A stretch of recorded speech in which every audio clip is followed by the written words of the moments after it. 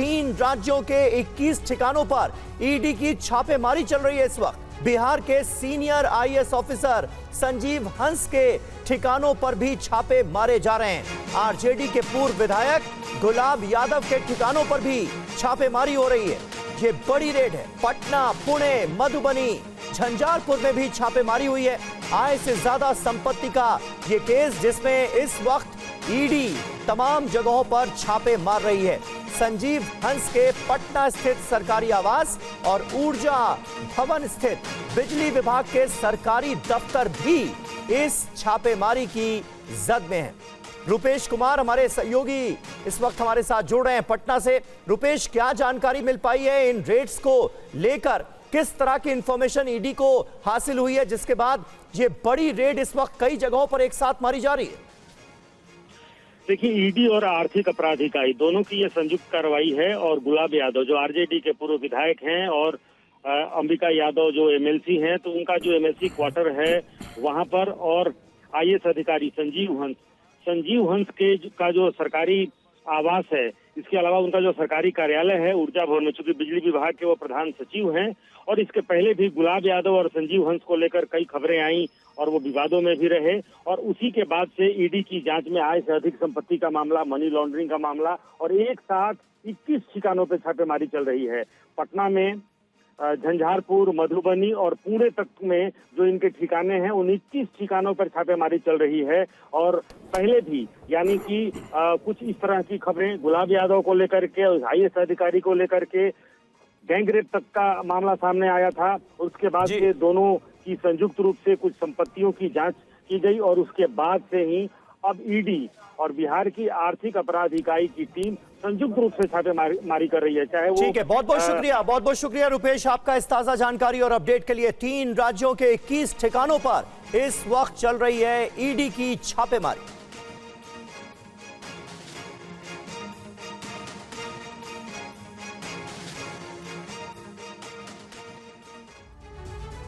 बिहार के पूर्व मंत्री मुकेश सहनी के पिता की हत्या के कारणों का पुलिस अब तक पता नहीं लगा पाई है। किसी को समझ नहीं आ रहा है कि बर्बर तरीके से उनकी हत्या क्यों की गई।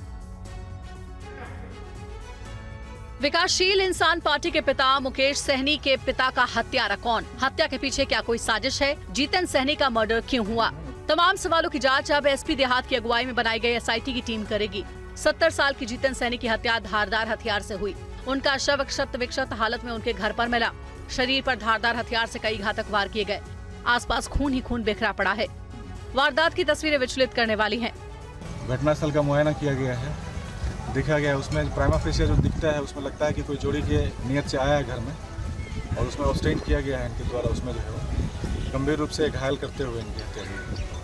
पुलिस अधिकारी मनीष चंद्र चौधरी कहते हैं कि वारदात के पीछे चोरी की घटना का शक है। जीतन सहनी का शव कमरे में बिस्तर के ऊपर मिला है। हमले के वक्त जीतन सहनी सो रहे थे। वारदात साइट पर घर का सामान बिखरा मिला। जीतन सहनी का घर दरभंगा के सुपौल बाजार इलाके में है। जीतन सहनी घर में अकेले रहते थे। उनके 2 बेटे और 1 बेटी है, लेकिन वे गाँव में बने घर में अकेले ही रहते थे। मुकेश सहनी और संतोष सहनी उनके 2 बेटे हैं, तो 1 बेटी है जिनकी शादी हो चुकी है।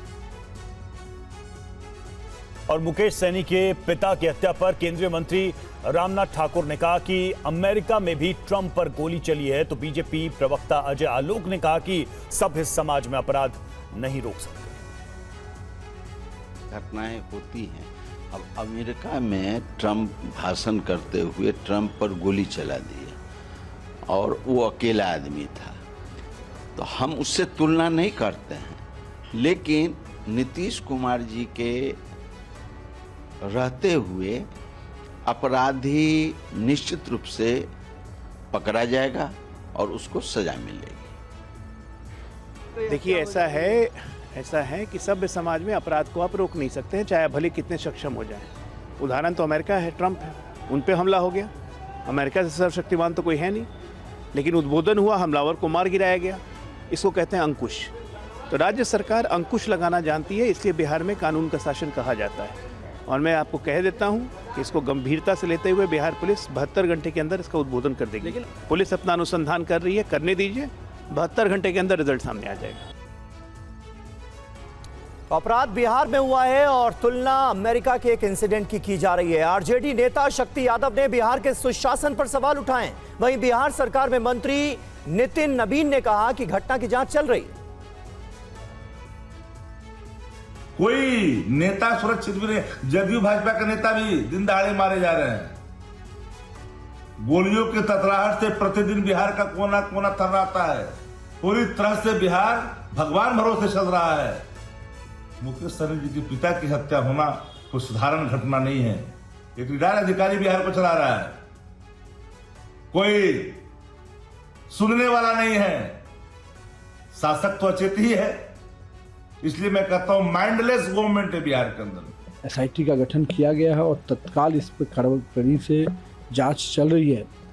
जिस प्रकार से हत्या के विषय नजर आ रहे हैं, लग रहा है कि व्यक्तिगत रंजिश या अन्य कोई बड़े कारण हैं जिस प्रकार से एक मर्माहत करने वाली घटना घटी है। और मैं तो मानता हूं कि सरकार पूरी तेजी से इस पर कार्रवाई करेगी और सही तथ्य तुरंत जनता के बीच में आएगा, ऐसा मेरा मानना है। निर्दलीय सांसद पप्पू यादव और गिरिराज सिंह का क्या कहना है इस पूरे मामले को लेकर, सुनिए। पूरा बिहार अपराधियों के चंगुल में है, भगवान भरोसे है। माफिया अपराधी पदाधिकारी और नेता के गठजोड़ से बिहार चल रहा है। नीतीश बाबू सुशासन का क्या हुआ? क्या यही सुशासन है?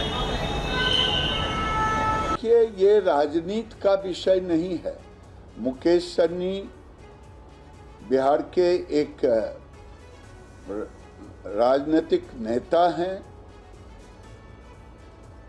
अगर उनके पिता की हत्या हुई है, ये मैं दुख जताता हूं और इतना जरूर कहूंगा कि अपराधी बच नहीं पाएगा और राज्य सरकार इसके प्रति गंभीर है, जैसा कि मुझे बताया गया है।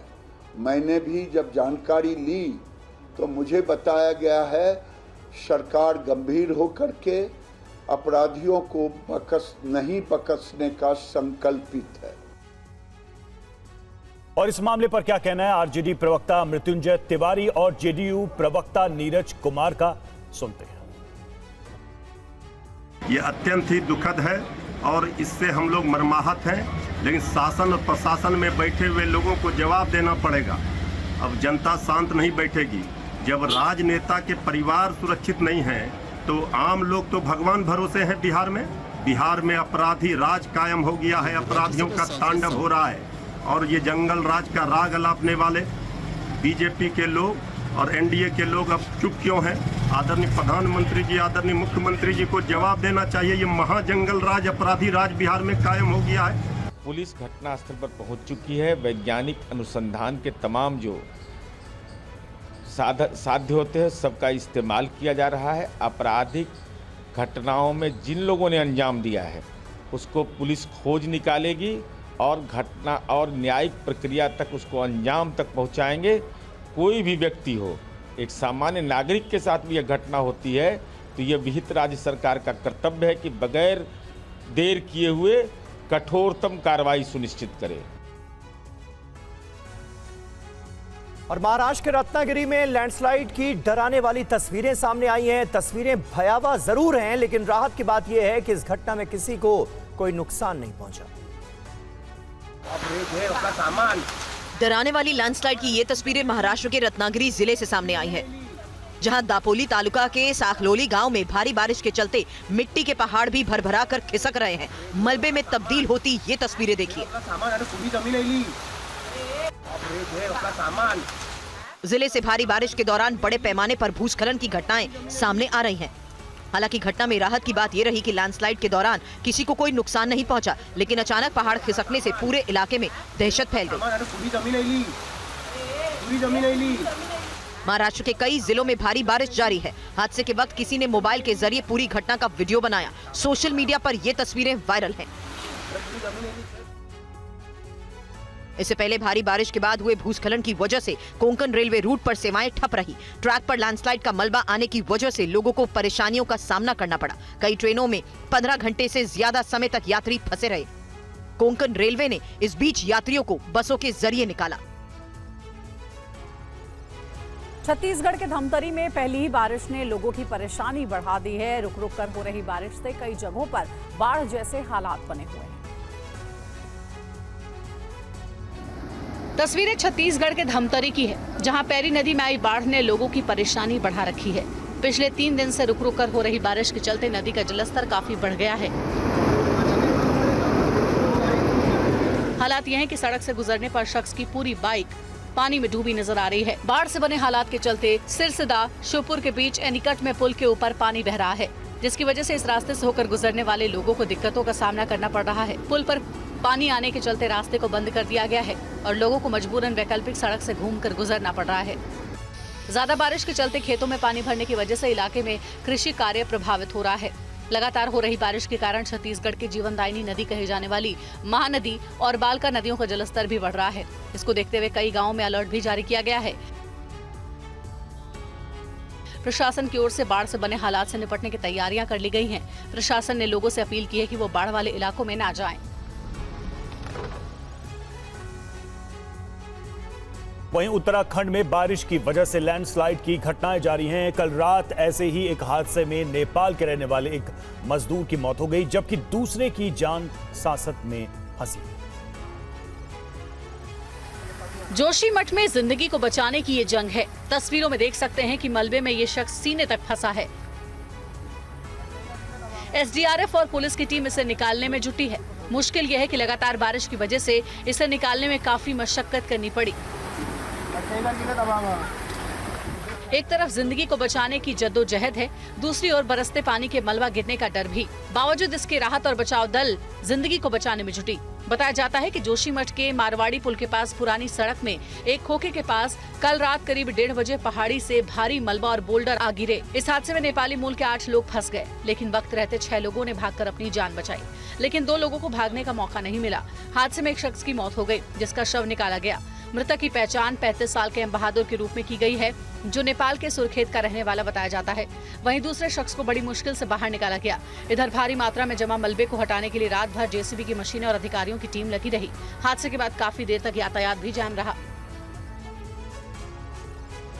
और अफगानिस्तान में प्रकृति के प्रकोप की वजह से नांगरहार प्रांत में 35 लोगों की जान चली गई है, जबकि 200 से ज्यादा लोग घायल हुए।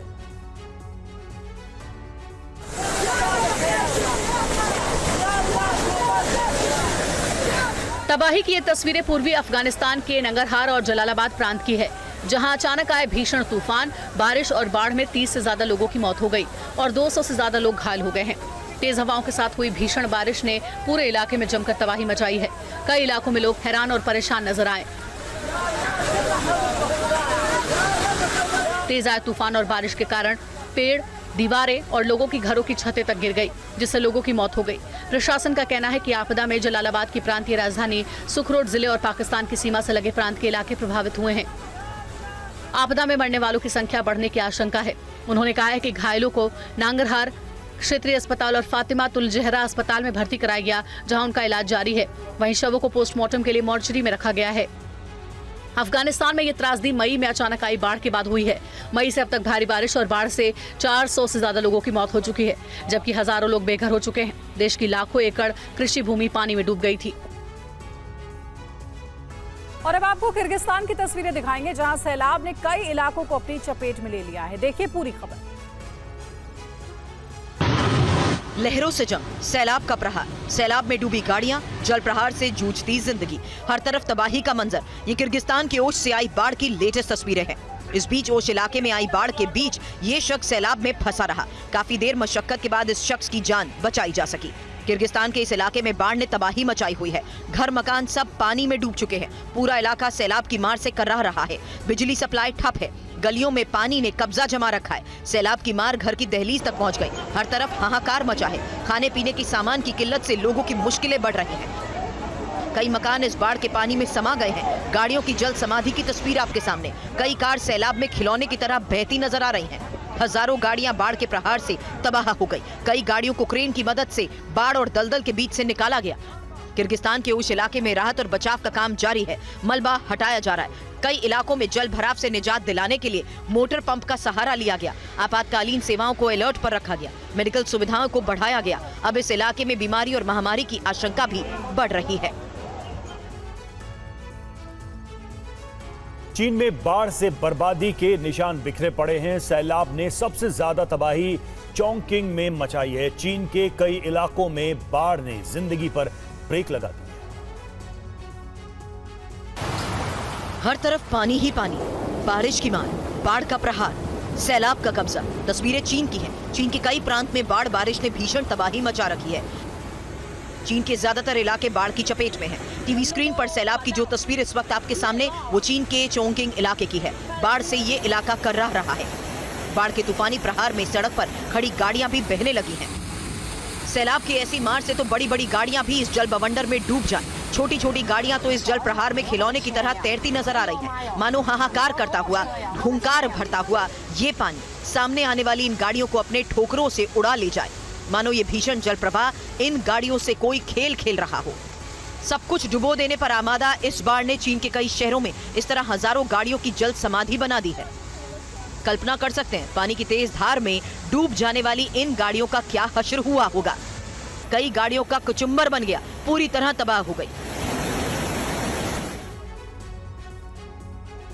और चीन के कई शहरों में सड़क नेटवर्क बुरी तरह से बर्बाद हो गया है। बेकाबू बाढ़ ने चीन के बुनियादी ढांचे पर जबरदस्त प्रहार किया है। देखिए ताजा अपडेट।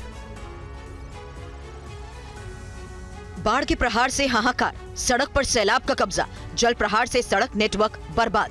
चीन के कई शहरों में सड़क और हाईवे बाढ़ के पानी में समा गए हैं। तस्वीरें आपके सामने हैं। बगल में बड़ी बड़ी इमारतें खड़ी हैं। सैलाब का प्रहार इन पर भी पड़ रहा है, लेकिन सबसे ज्यादा नुकसान छोटे मकानों और घरों को पहुंचा है जो बाढ़ में डूब गए हैं। चोंगकिंग शहर में इतनी बारिश हुई कि पूरा शहर पानी में समा गया। सड़क से लेकर हाईवे तक डूब गए हैं। घर, मोहल्ले, सोसाइटीज की तो बात छोड़ दीजिए, पूरा शहर सैलाब के आगोश में है। चीन के 15 से ज्यादा जिलों और काउंटीज में भारी बारिश के बाद चोंगकिंग शहर जैसे ही हालात हैं। लगातार बारिश से चीन की 29 नदियां उफान पर हैं। कई इलाकों में नदियों के तटबंध टूटने से बाढ़ का दायरा बढ़ गया है। इन इलाकों से हजारों लोगों को सुरक्षित जगह शिफ्ट किया जा रहा है। बाढ़ पीड़ितों के लिए बड़े पैमाने पर राहत सामग्री भी पहुंचाई जा रही है। चीन के 3 बड़े डैम में पानी इतना ज्यादा भर गया कि उन्हें खोले जाने के बाद आसपास के शहरों में बाढ़ के हालात पैदा हो गए। डोडा में आतंकियों के खिलाफ जवाबी कार्रवाई में 4 जवान शहीद हो गए। देर रात से ऑपरेशन अब भी जारी है। घने जंगलों वाला ये इलाका है। डोडा के देसा क्षेत्र के इन्हीं जंगलों की आड़ में आतंकी छिपे हैं, जिनके खात्मे के लिए सुरक्षा बलों का ऑपरेशन कल रात से जारी है। आपको बता दें कि आतंकियों के खिलाफ पिछले 35 दिन में डोडा क्षेत्र में ये चौथी मुठभेड़ है। ताजा मुठभेड़ के दौरान अफसर समेत कई जवानों के शहीद होने की खबर है। फायरिंग में सेना के कुछ जवान घायल भी हुए हैं। सेना ने पूरे इलाके की घेराबंदी कर ली है। मुठभेड़ के बीच डोडा हाईवे के पास सुरक्षा व्यवस्था कड़ी कर दी गई है। बताया जाता है कि जम्मू कश्मीर पुलिस के विशेष दस्ते, एसओजी और सेना के जवानों ने सर्च ऑपरेशन चलाया था और इसी बीच में आतंकियों की ने फायरिंग शुरू कर दी। इस हमले को लेकर राजनीति भी होती दिख रही है। कांग्रेस नेता जयराम रमेश ने कहा है कि सिर्फ जम्मू में पिछले 78 दिनों में 11 आतंकी हमले हुए हैं। केंद्र सरकार के दावों का क्या हुआ? रक्षा मंत्री राजनाथ सिंह ने डोडा एनकाउंटर को लेकर सीओएस जनरल उपेंद्र द्विवेदी से बात की है और आतंकियों के खिलाफ कड़ी कार्रवाई की बात कही है। आपको बता दें कि पिछले कुछ हफ्तों से जम्मू क्षेत्र में कई स्थानों पर हुए आतंकी हमलों के बाद सुरक्षा बल हाई अलर्ट पर है। पुलिस ने डोडा में आतंकियों के खिलाफ जारी ऑपरेशन को ऑपरेशन कोठी नाम दिया है। इस ऑपरेशन के दौरान TV9 भारतवर्ष की टीम पहुंची। हमारे संवाददाता अंकित भट्ट की एक ग्राउंड रिपोर्ट देखिए।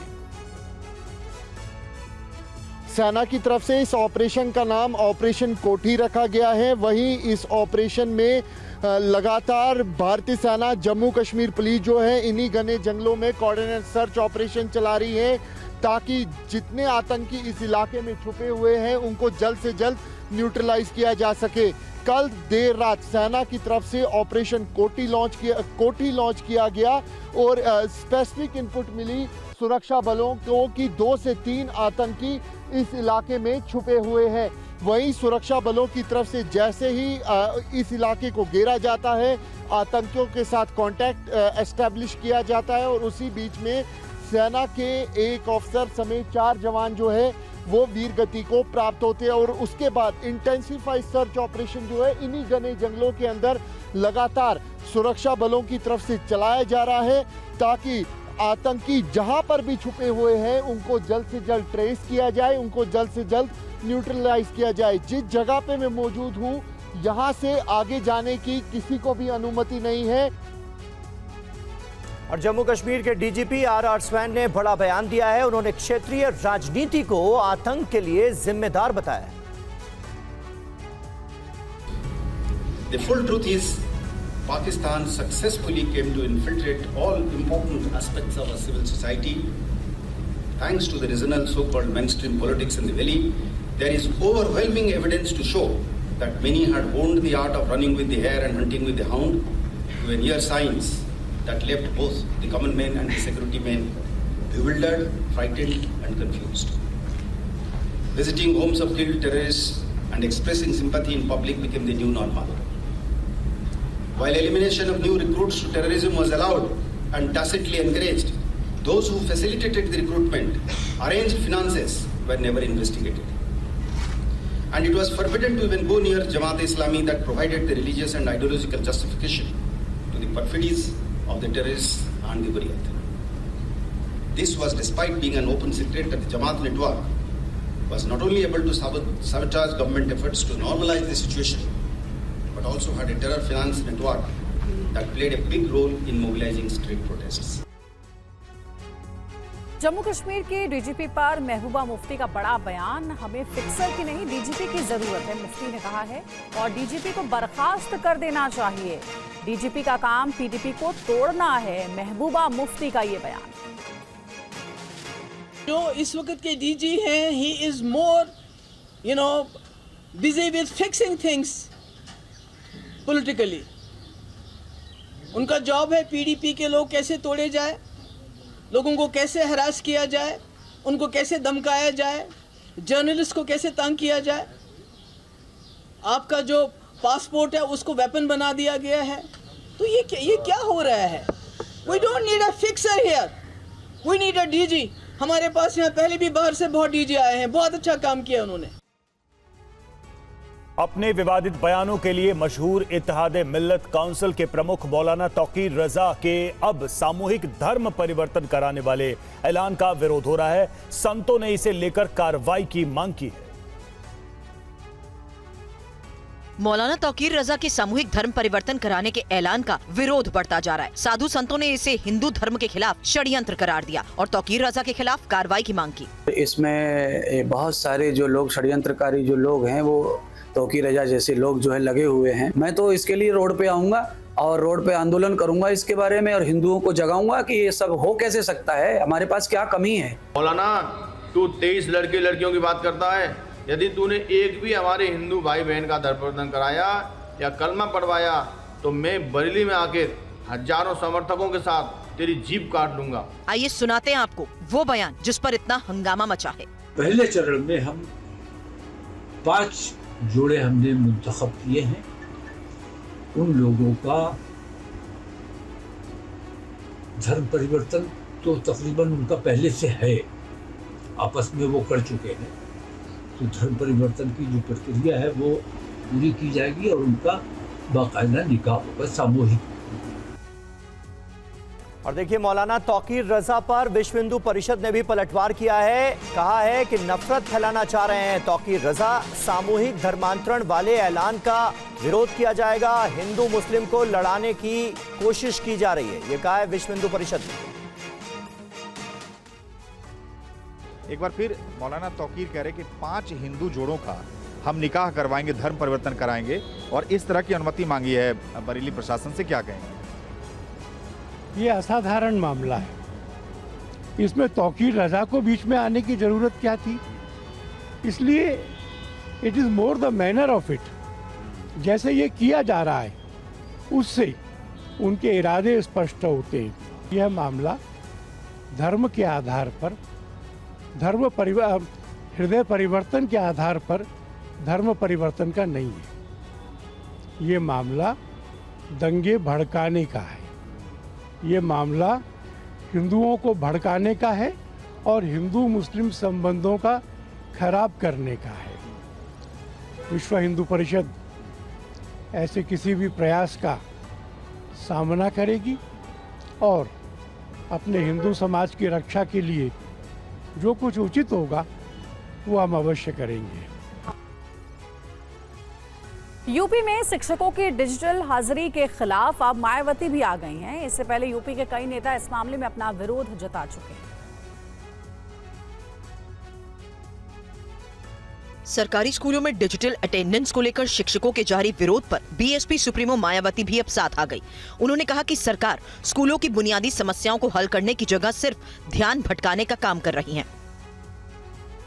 मायावती ने यह भी कहा कि डिजिटल हाजिरी लगाने को लेकर शिक्षकों ने कई तरह की शिकायतें की हैं। जिस प्रेरणा ऐप के जरिए हाजिरी लगानी थी उसमें तकनीकी दिक्कतें भी हैं। शिकायत के बाद तकनीकी दिक्कतें दूर होने तक 30 मिनट का ग्रेस पीरियड दिया गया। मायावती ने अपने दूसरे संदेश में लिखा है कि शिक्षकों की डिजिटल हाजिरी भी सरकार का ऐसा ही नया कदम लगता है जो जल्दबाजी में बिना पूरी तैयारी के थोप दिया गया। इससे कहीं ज्यादा जरूरी है शिक्षकों की सही और समुचित संख्या में भर्ती के साथ ही बुनियादी सुविधाओं का विकास, जिससे कि अच्छी गुणवत्ता वाली पढ़ाई सुनिश्चित हो सके। आपको बता दें, इससे पहले सांसद अखिलेश यादव और कांग्रेस महासचिव प्रियंका गांधी भी मामले पर विरोध जता चुकी हैं। बंगाल से जुड़ी हुई खबर, 25,000 शिक्षकों की भर्ती का मामला। बंगाल सरकार को 2 हफ्ते में जवाब का मौका। सुप्रीम कोर्ट ने 2 हफ्ते में जवाब दाखिल करने को कहा है। 3 हफ्ते बाद मामले की अगली सुनवाई है। पीयूष पांडे हमारे साथ, हमारे संवाददाता जुड़ चुके हैं। पीयूष, सर्वोच्च अदालत की तरफ से क्या कहा गया? बिल्कुल रवि, देखिए, चूंकि पश्चिम बंगाल सरकार की ओर से हलफनामा इस मामले में नहीं दाखिल किया गया था और सुप्रीम कोर्ट ने नाराजगी जताते हुए उन्हें अल्टीमेटम दिया और कहा कि ये आपके लिए आखिरी मौका है, आप जवाब दाखिल करें 2 हफ्ते के भीतर। और सुप्रीम कोर्ट इस मामले पर अब अगली सुनवाई 3 हफ्ते बाद करेगा। इस दौरान सुप्रीम कोर्ट ने कोर्ट की सहायता के लिए अमाइकस क्यूरे नियुक्त किए हैं, जो 4 नोडल वकील होंगे और उन अमाइकस क्यूरे का नाम आस्था शर्मा, शालिनी कौल, कुणाल चटर्जी और शेखर कुमार है, जो अदालत की सहायता करेंगे और अब इस मामले पर 3 हफ्ते बाद सुनवाई होगी। शुक्रिया पीयूष आपका इस अपडेट के लिए। और अगली खबर बिहार से है। वीआईपी पार्टी के अध्यक्ष मुकेश सहनी के पिता की निर्मम हत्या पर जेडीयू का बड़ा बयान सामने आया है। पार्टी महासचिव केसी त्यागी ने कहा है कि एक घटना से पूरे बिहार की कानून और कानून व्यवस्था पर सवाल नहीं उठाया जा सकता। बिहार में इस तरह की घटनाएं रोज नहीं हो रही हैं, अपराधियों पर कार्रवाई हो रही है। और केसी त्यागी से बात की हमारे संवाददाता सुमंत कुमार ने, सुनिए। बिहार के पूर्व मंत्री मुकेश सहनी की पिता की निर्मम हत्या हुई है और बिहार सरकार पर सवाल उठ रहे हैं कानून व्यवस्था को लेकर। सर, आपकी सरकार है और आरोप लग रहा है कि कानून व्यवस्था की स्थिति बहुत खराब है, नेता और उनके परिवार के लोग भी सुरक्षित नहीं। श्री सहनी जी के पिताश्री की हत्या की हम घोर निंदा करते हैं। लोकतंत्र में इस तरह की घटनाओं का कोई स्थान नहीं है। सहनी जी हम लोगों के साथ भी काम कर चुके हैं और जो दुर्घटनावश घटना हुई है उसकी सभी लोगों ने निंदा की है। एसआईटी का गठन हो चुका है और जो भी कल्प्रिट हैं वो पकड़े जाएंगे। ये लालू युग नहीं है जब हत्याएं करके नरसंस हत्याकांड को अंजाम देने के बाद भी अभियुक्त फिरे घूमते थे। एक घटना ऐसी नहीं है कि जिसमें कल्प्रिट ना पकड़े गए हों। उस समय तो अदालतों में गवाही देना भी अपनी जान को जोखिम में डालना था, अब गवाही भी होती है और 1 लाख से ज़्यादा लोग को जेल भेजा जा चुका है सरकार के द्वारा, जो अपराधी घटनाओं में संलग्न रहे हैं। फिर भी ये बहुत दुर्भाग्यपूर्ण घटना। आम लोगों को क्या भरोसा दिलाएंगे आप? आम लोग कितने सुरक्षित हैं? जब नेता के परिजन ही सुरक्षित नहीं है तो आम लोग किस मुश्किल हालात से गुजर रहे हैं? जो घटना हुई है उसकी निंदा कर चुके हैं, लेकिन एक आइसोलेटेड घटना को पूरे बिहार का लैंड और खराब हो गया है, उससे आप इक्वेट नहीं कर सकते। तो बिहार में लॉ एंड ऑर्डर की स्थिति ठीक है आपके हिसाब से? इस तरह की हत्याएं हो रही है और इसके बावजूद स्थिति इस तरह की हत्याएं नहीं हो रही, इस तरह की हत्या हुई है उसकी निंदा करते हैं। एसआईटी का गठन हो गया, कोई भी बख्शा नहीं जाएगा, सख्त से सख्त सजा दी जाएगी। ये लालू राज नहीं है, ये नीतीश राज है। टीवी 9 संवाददाता रजनीश की ये बातचीत केसी त्यागी के साथ आपने देखी। इधर सहनी हत्याकांड मामले में बोले दरभंगा के डीआईजी बाबूराम, हमें कई सुराग मिले हैं, बहुत जल्द हम खुलासा करेंगे, जल्द अपराधी गिरफ्तार होंगे।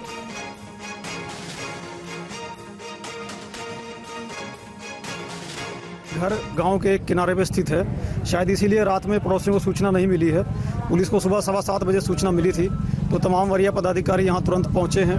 एफएसएल की टीम और डॉग स्क्वाड की टीम ने भी पहुंचकर जांच की है। एफएसएल के लोग अभी जांच अंदर कर रहे हैं और हम लोगों ने भी देखा है कई महत्वपूर्ण सुराग हम लोगों को मिले हैं। हम लोग उद्भेदन के बहुत ही नज़दीक हैं और पूरी कोशिश है कि आज ही घटना का हम लोग उद्भेदन कर दें और अपराधियों की गिरफ्तारी सुनिश्चित की जाएगी। बहुत जल्दी आप लोगों को और विस्तृत जानकारी भी दी जाएगी।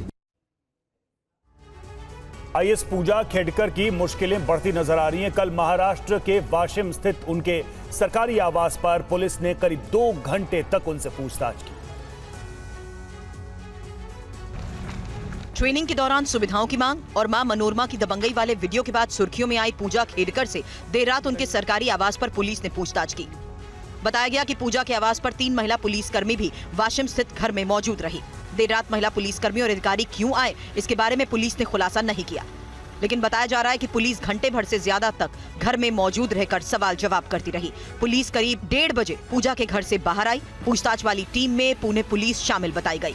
पूजा पर कई तरह के झूठ बोलकर सिविल सेवा परीक्षा में आईएएस की नौकरी हासिल करने के आरोप है। इससे पहले पूजा खेडकर सोमवार को मीडिया के सामने आई, उनके ऊपर लग रहे आरोपों पर बात करती रही। उन्होंने कहा कि वो उनके खिलाफ लगे आरोपों की जांच कर रही केंद्रीय समिति के सामने अपना पक्ष रखेंगी। पूजा खेडकर पुणे से ट्रांसफर के बाद इस समय वाशिम जिले में ही पोस्टेड है। पूजा खेडकर की मां मनोरमा खेडकर का भी एक विवादित वीडियो वायरल है। इसमें वो कथित तौर पर पुणे के किसान को पिस्तौल का डर दिखाकर जमीन बेचने के लिए मजबूर करती नजर आ रही हैं। केस दर्ज होने के बाद से मनोरमा फरार है। और यूपी के मेरठ में डीजे बजाने के दौरान हुए विवाद के बाद 2 समुदायों के लोगों ने एक दूसरे पर पथराव कर दिया। तनावपूर्ण हालात को देखते हुए कई थानों की फोर्स तैनात करनी पड़ी। पत्थरों की बौछार, भिड़ गए 2 समुदाय, जमकर हुआ बवाल, काफी देर हुई झड़प। तस्वीरें मेरठ के रसूलपुर गांव की है। डीजे बजाने के दौरान जबरदस्त झगड़ा हुआ। दोनों पक्षों के लोग एक दूसरे पर पथराव करने लगे। कुछ लोगों ने छत से डीजे बजाने पर पत्थर बरसाए तो नीचे खड़े लोगों ने भी ईंट पत्थर फेंके। इस बवाल में कई लोग घायल हुए हैं और रसूलपुर गांव में फिलहाल तनाव बना हुआ है। मामला अलग अलग समुदाय से जुड़ा है। मौके की नजाकत को देखते हुए सीओ मवाना कई थानों की फोर्स के साथ वारदात साइट पर पहुंच गए। वारदात से जुड़े एक पक्ष ने दूसरे पक्ष के 18 आरोपियों के खिलाफ मामला दर्ज कराया है। शांति व्यवस्था कायम रखने के लिए गाँव में बड़े पैमाने पर पुलिस फोर्स तैनात की गई है। और खबरों में आगे बढ़ते हैं। डोनाल्ड ट्रंप पर हमले की जांच में बड़ा खुलासा हुआ है। 30 मिनट पहले छत पर पहुंच चुका था हमलावर। हमले से काफी पहले ली गई थी थॉमस की तस्वीर। एफबीआई को सुरक्षा कर्मियों के फोन से मिली तस्वीरें। सीक्रेट सर्विस को भेजी गई थी तस्वीर। Take a look what happened. Trump पर हुए हमले की तफ्तीश में कई परतें खुल गई हैं। जांच में अब नया खुलासा हुआ। हमलावर सिर्फ 30 मिनट पहले छत पर पहुंचा। हमले से काफी पहले ही थॉमस की तस्वीरें कैप्चर कर ली गई। एफबीआई को सुरक्षा कर्मियों के फोन से हमलावर थॉमस की तस्वीरें मिली। इस तस्वीर को सीक्रेट सर्विस को भेजा गया था। हमलावर के छत पर जाने के रहस्य पर भी अब सवाल उठ रहे हैं। आखिर बिना सीढ़ी के शूटर इस छत पर पहुंचा कैसे? चश्मदीद ने दावा किया कि दूसरी छत से हमलावर इस छत पर आया। दूसरी छत से आने का रास्ता ब्लॉक न होने का शक भी जताया गया। इसके अलावा ट्रंप पर हुए हमले में कई और खुलासे हुए। पूर्व राष्ट्रपति ट्रंप पर 3 बंदूकों से फायरिंग की गई। पहली बंदूक से 3, दूसरी बंदूक से 5 गोलियां चली। हमलावर करीब 42 सेकंड तक स्नाइपर्स की जद में था। ट्रंप पर फायरिंग के बाद स्नाइपर्स ने गोलियों की बौछार की। इसी गोलीबारी में हमलावर ढेर हुआ। सवाल ये भी उठ रहा है कि आखिर ट्रंप की सुरक्षा में चूक कैसे हुई? क्या मंच को हर डायरेक्शन से ब्लॉक नहीं किया गया? सवाल ये भी कि पुलिस ने छत से ऑल क्लियर का मैसेज क्यों दिया? हमले वाली छत पर जाने का रास्ता ब्लॉक क्यों नहीं था? अलर्ट क्यों नहीं किया गया? और वहीं हमले के बाद ट्रंप की सुरक्षा बढ़ा दी गई है। ट्रंप के सुरक्षा घेरे को बढ़ाया गया। ट्रंप पर हमले के बाद बाइडेन पर भी खतरा बढ़ा है। चुनाव प्रचार के दौरान जो बाइडेन पर हमले की आशंका है।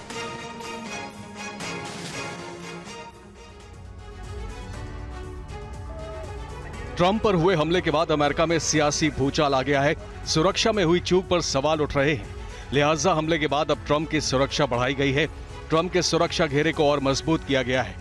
सीक्रेट सर्विस के लोगों की संख्या बढ़ाई गई तो अब स्वाट टीम भी ट्रंप की सुरक्षा में शामिल की गई है। हमले की जांच के बीच ट्रंप को रिपब्लिकन पार्टी का राष्ट्रपति उम्मीदवार बनाया गया है तो सीनेटर जेडी वेंस को ट्रंप ने उपराष्ट्रपति उम्मीदवार घोषित किया है। इस बीच रिपब्लिकन उपराष्ट्रपति पद के उम्मीदवार जेडी वेंस को लेकर बाइडेन ने बड़ा बयान दिया। उन्होंने ओहायो के सीनेटर को ट्रंप का क्लोन बताया है। ट्रंप पर हुए हमले पर लेटेस्ट बयान में बाइडेन ने कहा कि अमेरिका की राजनीति में किसी भी तरह की हिंसा के लिए कोई जगह नहीं है। हमले की साजिश करने वालों के खिलाफ सख्त कार्रवाई होगी। इसके अलावा ट्रंप पर हमले के बाद बाइडेन पर भी खतरा बढ़ा है। चुनाव प्रचार के दौरान बाइडेन पर भी हमले की आशंका जताई गई है। ऐसे में बाइडेन की सुरक्षा में भी बदलाव किया गया है। बाइडेन की रैलियों में अब सुरक्षा के इंतजाम पहले से ज्यादा चाक चौबंद रहेंगे। और ओमान के वादी अल कबीर इलाके में एक मस्जिद आतंकी हमले से दहल उठी और मस्जिद के पास आतंकियों ने गोलीबारी की।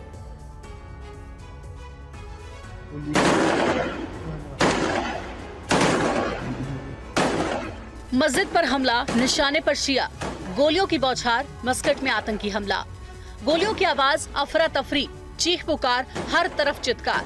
ये विभत्स मंजर ओमान के वादी अल कबीर इलाके में हुए आतंकी हमले की है। ओमान की राजधानी मस्कट में आतंकियों ने कोहराम मचा दिया। आतंकियों ने मस्कट के वादी अल कबीर इलाके की मस्जिद में घुसकर गोलियों की बौछार की। मस्जिद में आतंकी हमले के वक्त नमाजियों की भारी भीड़ जमा थी। मस्जिद का परिसर नमाजियों से खचाखच भरा था। तभी आतंकियों ने इस हमले को अंजाम दिया। मस्जिद में अचानक हुए हमले से भगदड़ मच गई। इस आतंकी हमले में 4 से ज्यादा लोगों की मौत हुई है तो कई लोग घायल हुए हैं। मस्कट में आतंकियों ने शिया समुदाय की हुसैनिया मस्जिद पर बड़ा हमला किया। आतंकी हमले के वक्त शिया समुदाय की इस मस्जिद में 700 से ज्यादा लोग मौजूद थे। आतंकी इस मस्जिद में नरसंहार के इरादे से दाखिल हुए थे और बड़े हमले को अंजाम देना चाहते थे। आतंकी हमले के बाद ओमान की रॉयल पुलिस इस खौफनाक वारदात के सभी पहलुओं को खंगाल रही है। मस्कट के वादी कबीर मस्जिद में फायरिंग करने वाले आतंकी संगठन के पीछे कौन है और इस आतंकी संगठन के तार किससे जुड़े हुए हैं, इन सभी सवालों के जवाब तलाशे जा रहे हैं। और अहम खबर है, शंभू बॉर्डर खोलने के खिलाफ सुप्रीम कोर्ट में याचिका दाखिल की गई है। सुप्रीम कोर्ट पहुंची है हरियाणा सरकार।